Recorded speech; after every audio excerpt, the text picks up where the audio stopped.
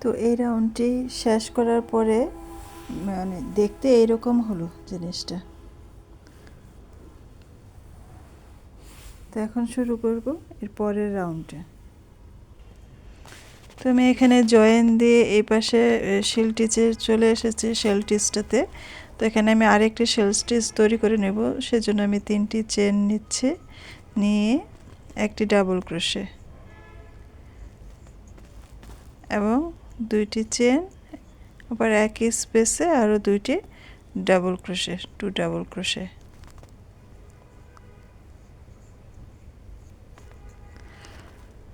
তো হয়ে গেল, আমার একটা শেল টিচ হয়ে গেল।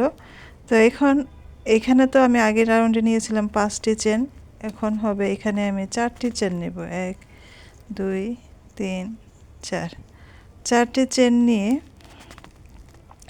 এইখানে যে আমি 10টি ডাবল ক্রোশে করেছি, সেই 10টি ডাবল ক্রোশের উপর 10টি ডাবল ক্রোশে হবে এবং 1 চেন স্পেস হবে।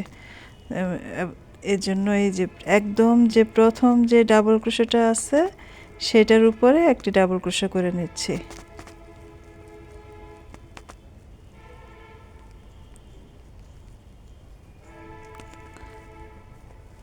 ডাবল ক্রোশে, এখন একটি চেন, তারপরে এই যে দ্বিতীয় যে ডাবল ক্রোশেটা আছে সেখানে আরেকটু করে নিচ্ছি।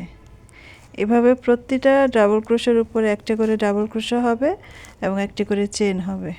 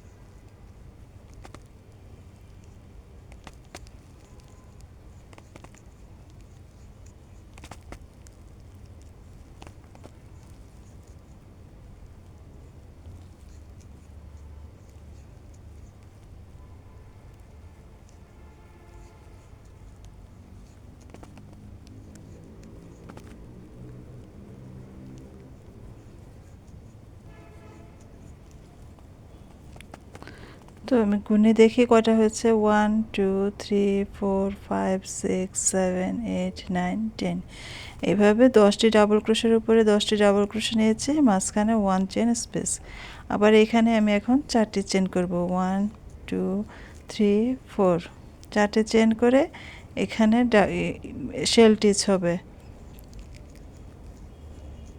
2 ডাবল ক্রোশে, 2 চেন এবং 2 ডাবল ক্রোশে।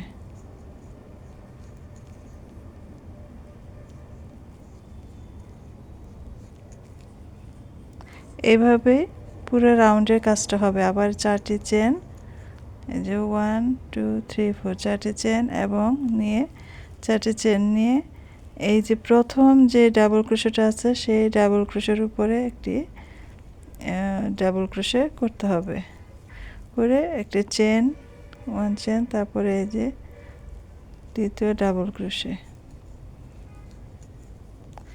তারপর আবার চেন একটি। এইভাবে প্রতিটা ডাবল ক্রোশের উপরে একটি করে ডাবল ক্রোশে এবং একটি করে চেন হবে এবং অপর স্পেসে যেতে 4টি করে চেন হবে এবং ওই রাউন্ড মানে ওই পাশে আবার কি হয়, শেল টিচ হবে। এইভাবে এই রাউন্ডের কাজটা এইভাবে শেষ করতে হবে। তা আমি পুরো রাউন্ডের কাজ শেষ করে তারপরে রাউন্ড আবার দেখাচ্ছি। এটা একদম শেষ করে তারপর আসছি।